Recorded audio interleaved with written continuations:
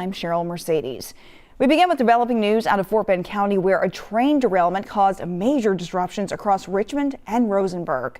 Most railroad crossings have reopened, but crews say cleanup and that investigation could take several days.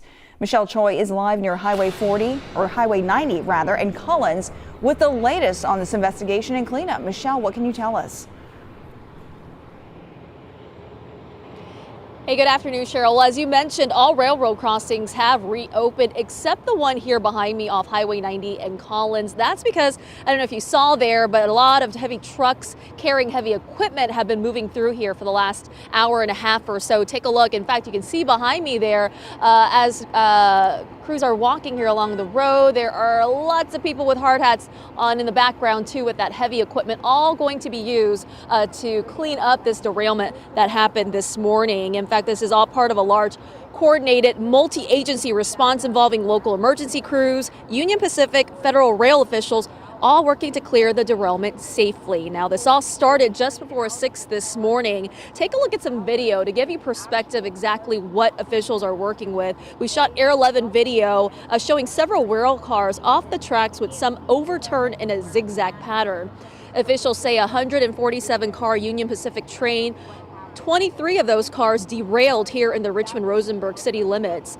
Now, officials say 2 tanker cars carrying ethanol, a highly flammable substance, along with another car carrying corn syrup, were impacted, which of course raised concerns for nearby residents. But authorities say crews are taking a very cautious, methodical approach with air quality monitoring ongoing, and no issues have been reported to nearby waterways. In fact, Union Pacific says that already some of their crews are working to patch one of those ethanol tankers.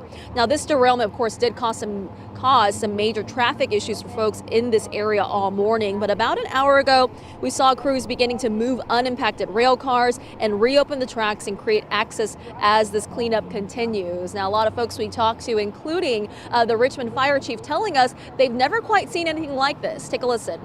Well, I've never seen it in the 5 years that I've been here. There's been times when the railroad has stopped for necessary reasons, but nothing to the extent that we're seeing here today.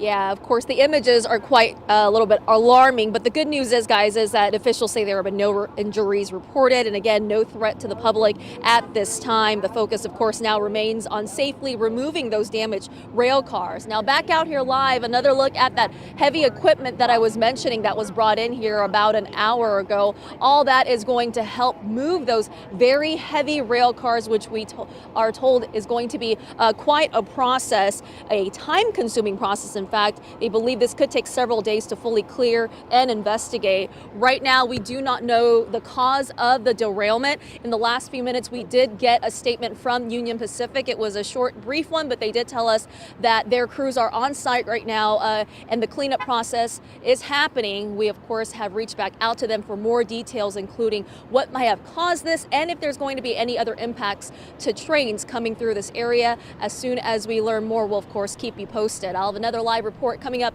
at 4 and 5, including reaction from neighbors. Back to you. All right, Michelle, thank you.